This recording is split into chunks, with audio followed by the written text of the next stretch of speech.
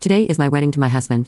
The two childhood friends who once said they would put my name in their family's household book had no idea, and they were busy trying to cheer up the girl who had saved my life, and even bought her a ragdoll cat as a thank you gift.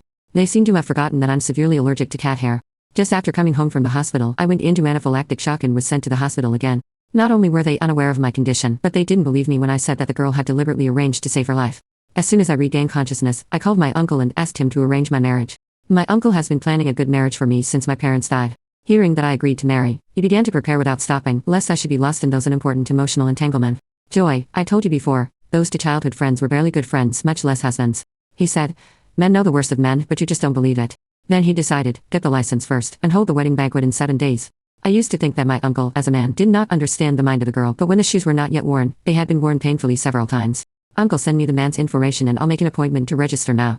I said, marriage is about two people. I have to make the first move.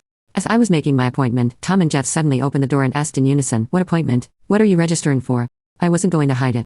I replied, I'm getting married. They looked at each other, relieved that neither of them was the groom, and thought I was joking. I don't care about them. I keep making appointments. Out of curiosity, they poked their heads around to see, only to be interrupted by Tom's cell phone ringtone, a cat meow for Lisbeth. Tom, my door lock seems to have been pried open. I locked it 3 times. On the other end of the phone, Lisbeth panicked. Tom and Jeff hurried away. Tom shouted, Lisbeth, don't go in there, wait for me, at our usual place. Listening to their hurried footsteps disappear down the hallway, I sneered and confirmed the earliest possible date. On the day of discharge, Tom and Jeff rushed to pick me up, urging me a lot. I smiled and said, if it's urgent, you can go first. Jeff complained to Tom, didn't we agree to separate? Now Lisbeth is waiting for us, and you'll be sorry if something happens. Tom glared back at him. You think I want to be here? They used to fight over who would pick me up, but now I'm a liability. I waved for a taxi, and when they saw this, they hurriedly pulled me out of the car, looking impatient.